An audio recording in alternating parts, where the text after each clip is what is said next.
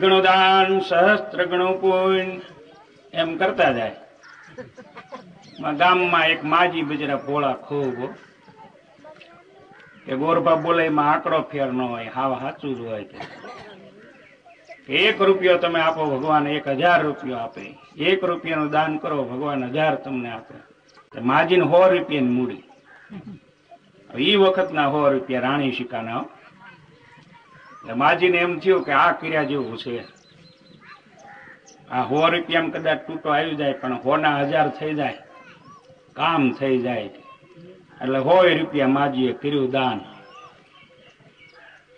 ગોરબા કે 1 ગણું દાન, સહસ્ત્ર ગણું પુણ્ય, ઈશ્વર તમને 1000 ગણું આપે.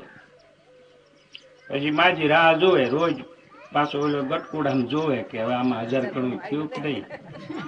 કથા ચાલુ.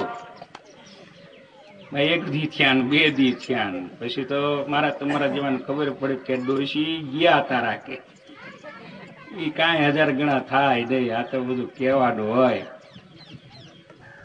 અને ડોશીમાં બિચારે મરણ મૂડ્યો, ભે લાગી ગઈ ને એમાં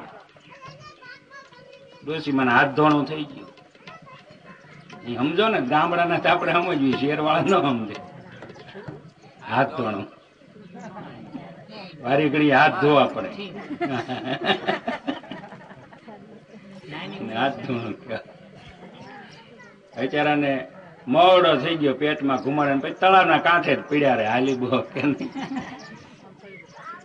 એવા બિચારા મરે, ડોશીમાં મરે એવા થઈ ગયેલા. પછી તો અને બળે બહુ કરવું પડે. તો એક બોડીનું ભોથું પાડે અને કુદરત ને આ તો વાત રાખવી ને, બળ કર્યું, ભોથું ઉમળી ગયું ને હેઠેથી ગડકુડું નીકળ્યું.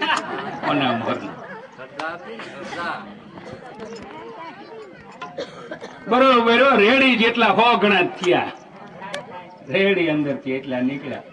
પછી જો કે હાથ ધોણું મટી ગયું. પણ એટલે આવું પછી કથામાં આવું પકડી ન લેતા.